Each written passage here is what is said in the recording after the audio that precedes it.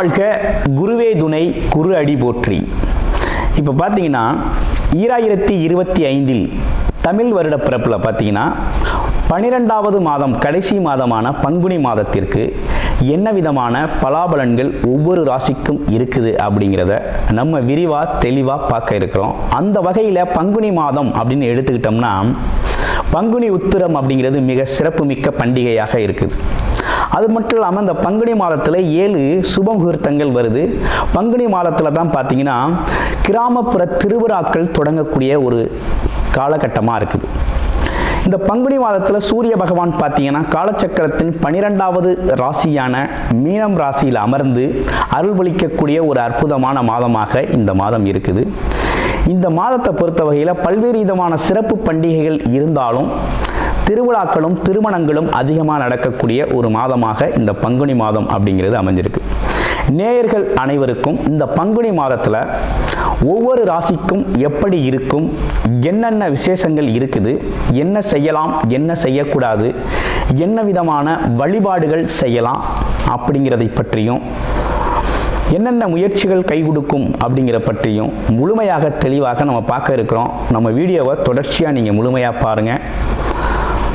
இப்போ உங்களுடைய ராசிக்கு எப்படி இருக்கு அப்படிங்கிறத இப்போ பார்க்கலாம். கடகராசி காலச்சக்கரத்தின் 4வது ராசியான கடகராசி சந்திரனை ஆதிக்கமாக கொண்டவர்கள், அம்மன் அருளை முழுமையாக பெற்றவர்களாக இருக்கக்கூடிய நீங்கள் உங்களுக்கு எப்படி இருக்கு அப்படிங்கிறத பார்க்குறோம். இந்த கடகராசி அப்படின்னு எடுத்துக்கிட்டோம்னாலே பார்த்தீங்கன்னா மற்றவங்களுக்காகவே வாழக்கூடியவர்கள், எந்த ஒரு சூழ்நிலையிலும் அன்பு அப்படிங்கிற ஒரு விஷயத்தை ஆயுதமாக பயன்படுத்தக்கூடியவர்கள் தான் இந்த கடகராசி அன்பர்கள். இவங்களை பொறுத்த வகையில் கோபம் அப்படிங்கிறது வெளிக்காட்ட தெரியாது. அதே நேரத்தில் எல்லாரையும் ஏற்றுக்கொள்ளக்கூடிய ஒரு குணம் கொண்டவர்கள். ஆமாம், அன்பாக செயல்படக்கூடியவர்கள். இயற்கையாகவே இவங்களுக்கு பார்த்தீங்கன்னா மனதில் அதாவது இனம் புரியாத ஒரு சிந்தனை அப்படின்னா என்னென்னா கற்பனை சிந்தனை, அதாவது மனதை அழகாக வச்சுக்கிறது, இயற்கையை ரசிக்கிறது அப்படிங்கிற ஒரு விஷயம்லாம் இயல்பாகவே உண்டு. என்ன பண்ணாலும் ஒரு தாய் தன் குடும்பத்தை குழந்தைகளை எப்படி பார்த்துக்குவாங்களோ அப்படி மாதிரி தன்னோட குடும்பத்தை கட்டி காப்பாற்றக்கூடியவர்கள். எப்பேற்பட்ட எல்லைக்கும் போவாங்க தன்னோட உறவுகளுக்காக. அப்படிப்பட்டவங்க தான் நம்ம கடகராசி அன்பர்கள். கடகராசியை பொறுத்த வகையில் பார்த்தீங்கன்னா ராசியில் வருமானம் தரக்கூடிய 2 கூடிய சூரியன் குடும்பாதிபதி அப்படின்னு சொல்லக்கூடியவர் எங்கே இருக்கிறார் இப்போ அப்படின்னு பார்த்தோம்னா அவர் 9ஆம் இடத்துல போய் இருக்கிறார். அவர் மட்டும் இல்லைங்க, 3, 12 கூடிய புதனும் சேர்ந்திருக்கிறார். 4, 11 கூடிய சுக்கிரனும் சேர்ந்திருக்கிறார். ராகுவோடு அமர்ந்திருக்கக்கூடிய ஒரு அமைப்பு 9ஆம் இடத்துல பாக்கியத்த அமைப்பில். அப்போ என்னன்னா இதுவரையும் பட்ட கஷ்டத்துக்கு நமக்கு இப்போ இந்த காலகட்டத்தில் ஒரு வருமானம் வரணும், கஷ்டப்பட்டதுக்கு ஒரு தீர்வு கிடைக்கணும், முன்னேற்றம் இருக்கணும். அது மட்டும் இல்லாமல் தான தர்மங்கள் சம்மந்தப்பட்டு நம்ம இதுவரையும் நம்ம செஞ்சு வச்சுருக்க எல்லாத்துக்கும் ஒரு பிரதிபலன் அப்படிங்கிறதெல்லாம் அந்த காலத்தில் எதிர்பார்க்கலாம். அதுலேயும் குறிப்பாக குலதெய்வம் அருள் பரிபூரணமாக உண்டு. ஆமாம், இந்த காலகட்டத்தில் என்னென்னா சில வாய்ப்புகள் உங்களை தேடி வரப்போகுது. இதுவரையும் நீங்கள் வாய்ப்புகளை தேடி அலைஞ்சிங்க. இன்னொன்று பார்த்தீங்கன்னா இந்த அஷ்டமச்சனி பாதிப்பு அப்படிங்கிறது கடகராசியை போட்டு வறுத்து எடுத்துருச்சு. உடல் ரீதியாக மன ரீதியாக ஆமாம் உறவுகள் சம்மந்தப்பட்டு பெரிய பிரச்சனைகளை சந்திச்சிங்க. சில பேர் மனநிலையே பாதிக்கப்பட்டுச்சு. சில பேருக்கு உடல் ஆரோக்கியம் ரொம்ப கெட்டு போச்சு. சில பேருக்கு வருமானம் இல்லை. ஒரு சிலருக்கு பார்த்தீங்கன்னா சொந்த உறவுகளில் பார்த்தீங்கன்னா கணவன் மனைவி மற்றும் உறவுகளில் ஒரே சண்டை சச்சரவு மனஸ்தாபங்கள் ஏற்பட்டுச்சு. அதெல்லாம் கொஞ்சம் படிப்படியாக இப்போ மாறிடுச்சு, குறைஞ்சிருச்சு.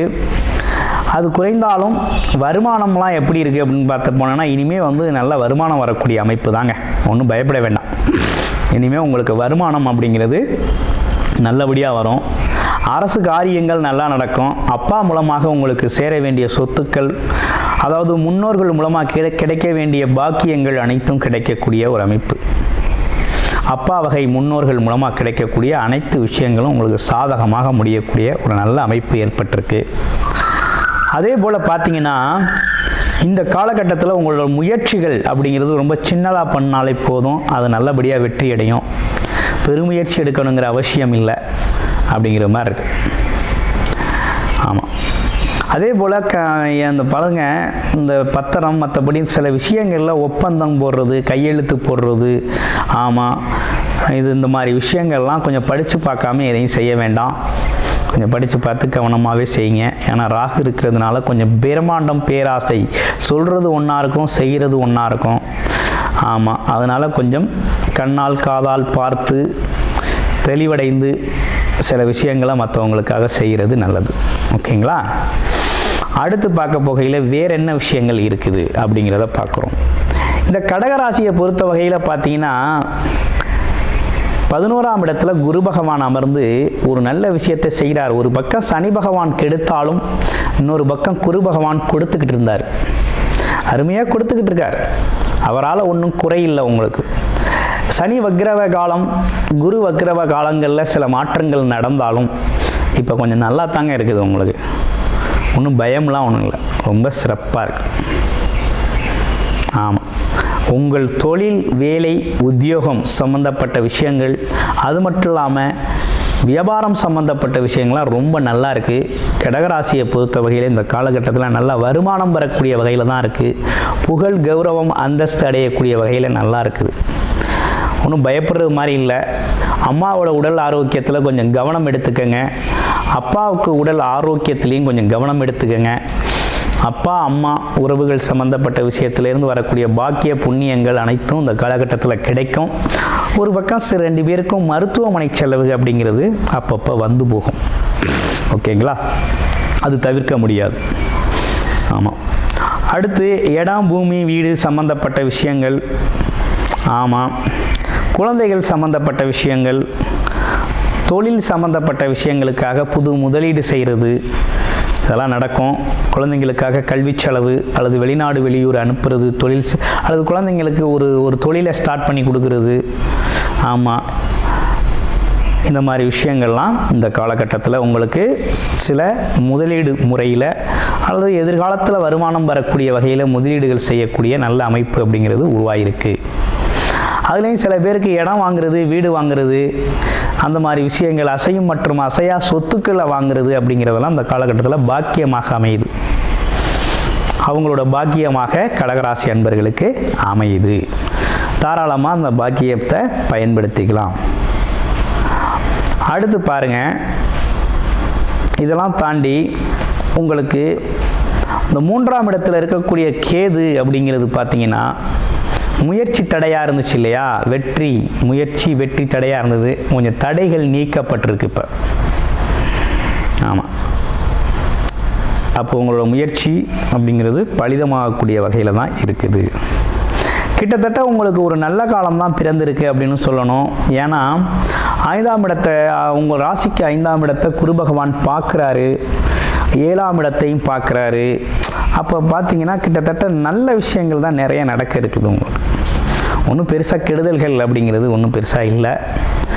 இருந்தாலும் உங்களோட ராசியில் உங்களோட லக்கணம் என்ன, பிறப்பு ஜாதகத்தில் என்ன தசாபுத்தி அமைப்புகள் நடக்குது அப்படிங்கிறத பொறுத்து சில மாற்றங்கள் இருந்தாலும் உங்களுடைய சுய ஜாதகம் அப்படிங்கிறது ரொம்ப முக்கியம். ஏன்னா கடகராசி அன்பர்களுக்கு நம்ம நிறைய பேருக்கு நிறைய ஜாதகங்கள் பார்த்துருக்கோம். அந்த வகையில் அவங்களுக்கு அஷ்டமச்சனி அப்படிங்கிற ஒரு விஷயம் தான் ரொம்ப பாதிச்சது. குரு பகவான் நல்லா சப்போர்ட் கொடுத்தாரு.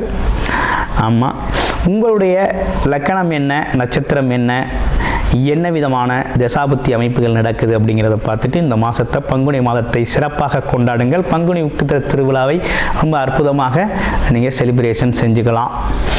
ஆமாம், முருகனோட வழிபாடு அப்படிங்கிறது ரொம்ப முக்கியம் உங்களுக்கு. அடுத்து பாருங்கள், உங்கள் ராசியில் இருக்கக்கூடிய நட்சத்திரம்னு எடுத்துக்கிட்டோம்னா புனர்பூசம் நட்சத்திரம் முதல் நட்சத்திரம். ஆமாம், குருவோட நட்சத்திரம். ஆமாம், மதிப்பு மரியாதை அதிகமாக எதிர்பார்க்கக்கூடிய குணம் இருந்தாலும் ஆமாம், எல்லோரையும் மன்னித்து அரவணைத்து செயல்படக்கூடிய ஒரு ஆற்றல் உடையவர்கள். இந்த காலகட்டத்தில் ஒரு பெரிய பணப்பொருளாதாரத்தை எதிர்பார்த்துருப்பீங்க. ஆசைகள் நிறைவேறக்கூடிய வகையில் உங்கள் விஷயங்கள் நிறைவேறும். ஒரு கௌரவம், புகழ், அந்தஸ்து, மதிப்பு மரியாதையெல்லாம் அதிகரிக்கும். அடுத்து பூச நட்சத்திரம். சொந்தமாகவே தொழில் செய்யணும் அப்படிங்கிறது தான் உங்கள் எண்ணமாகவே இருக்கும். அது மட்டும் இல்லாமல் தொழிலில் தான் சாதிக்கணும் அப்படின்னு இருப்பீங்க. ஏதாவது ஒரு கர்மம் அப்படிங்கிற ஒரு விஷயம் செஞ்சே ஆகணும் அப்படின்னா தொழில் செஞ்சே ஆகணும் அப்படின்னு அர்த்தம். அப்போ தொழில் ரீதியான உங்கள் சிந்தனையும் செயலும் வெற்றி பெறக்கூடிய வகையில் இந்த காலகட்டத்தில் உங்கள் தொழில் ரொம்ப செழிக்கும். தொழிலுக்கான முதலீடுகள், புது முதலீடுகள் செய்வீங்க. குலதெய்வ அருளோட, முன்னோர்கள் ஆசீர்வாதத்தோட உங்கள் தொழில் வெற்றி அடையும் அப்படிங்கிறதுல எந்த மாற்றம் இல்லை. நல்ல லாபம் கிடைக்கும். அடுத்து ஆயில்ய நட்சத்திரம். ஆயில்ய நட்சத்திரத்தை பொறுத்த வகையில் எப்படி இருக்குது அப்படின்னு பார்த்தோம்னா, இந்த காலகட்டத்தில் அப்பாவோட உடல் ஆரோக்கியத்தில் கொஞ்சம் கவனம் எடுத்துக்கங்க. உங்களுக்கு கொஞ்சம் வருமானத்தில் பெருசாக ஒன்றும் குறையில்லை. நல்ல வருமானம் தேடி வருது. ஆமாம், நல்ல வருமானம் வருது. ஆமாம், வருமானத்திற்கு ஏற்ற செலவு அப்படிங்கிறது மட்டும் இந்த காலகட்டத்தில் கொஞ்சம் தவிர்க்க முடியாமல் இருக்கும். சொந்தமாக தொழில் செய்கிறவங்க கொஞ்சம் தொழிலில் ஈடுபட முடியாமல் கொஞ்சம் பல்வேறு விதமான அலைச்சல் திருச்சல்கள் இருந்தாலும் உங்கள் வாழ்க்கை சுகமாக தான் இருக்குது. பணம் பொருளாதாரத்தில் எந்த ஒரு குறையும் இல்லாமல் நல்லபடியாக போகும். கிட்டத்தட்ட அரசு காரியங்கள் கொஞ்சம் நல்லபடியாக நடக்கும். அப்பாவோட சொத்துக்கள் உங்களுக்கு கிடைக்கும். ஸோ கடகராசியை பொறுத்த வகையில் கொஞ்சம் நல்லா தான் இருக்குது. ஒன்றும் பயப்படுற மாதிரி இல்லை. அப்போ வருகின்ற இந்த பங்குனி மாதம் அப்படிங்கிறது ஒரு சிறப்பான மாதமாகவே உங்களுக்கு அமைஞ்சிருக்கு. உங்களோட தசாபுத்தி எப்படி இருக்குது அப்படிங்கிறத பார்த்துட்டு சொல்கிற விஷயங்களை ஃபாலோ பண்ணிக்கோங்க. நன்றி, வணக்கம், வாழ்த்துக்கள்.